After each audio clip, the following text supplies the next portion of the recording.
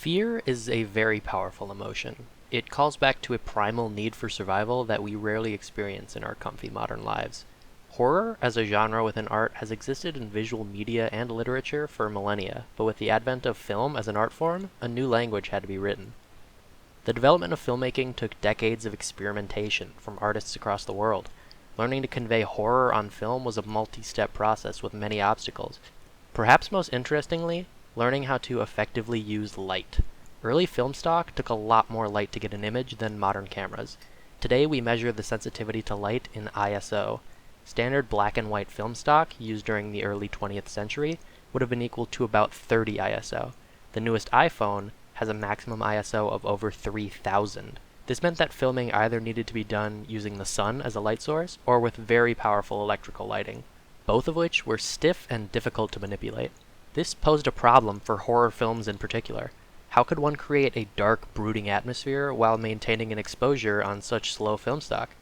It turns out there were plenty of ways to do it, and we can learn many of them by looking at two of the first horror masterpieces, The Cabinet of Dr. Caligari from 1920 and Nosferatu from 1922. These films both embrace deep shadows in their aesthetics.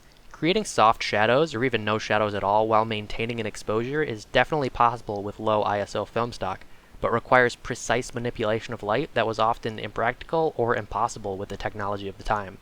By embracing harsh shadows, you could exaggerate size while keeping the subject themselves off-screen. Things are often scarier the less we can see them.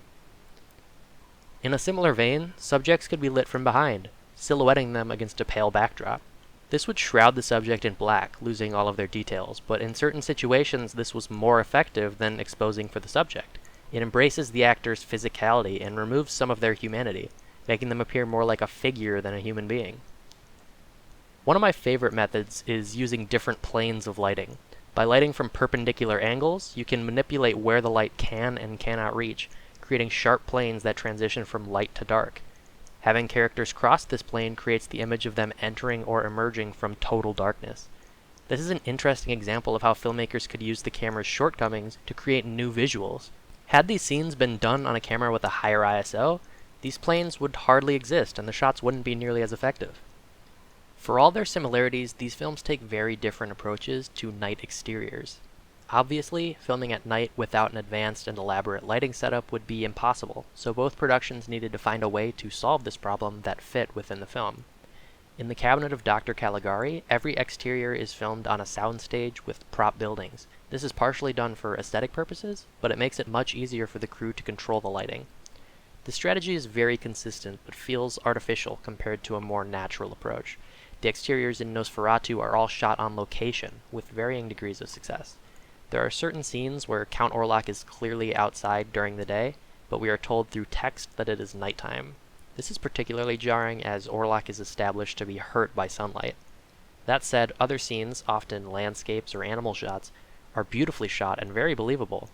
My guess is that these scenes were shot during golden hour when the sunlight is diffused and the shadows are much softer. The use of real landscapes and architecture adds an undeniable sense of realism, and I think overall it serves to benefit the film. At the end of the day, there are no correct answers in filmmaking. It's a process of experimentation and reflection. What works in one film might not apply to another. Progress is made by going against the grain, trying new things and seeing what works. Both of these films pushed boundaries in their own ways, and the ripple effects can be felt throughout every horror film that followed.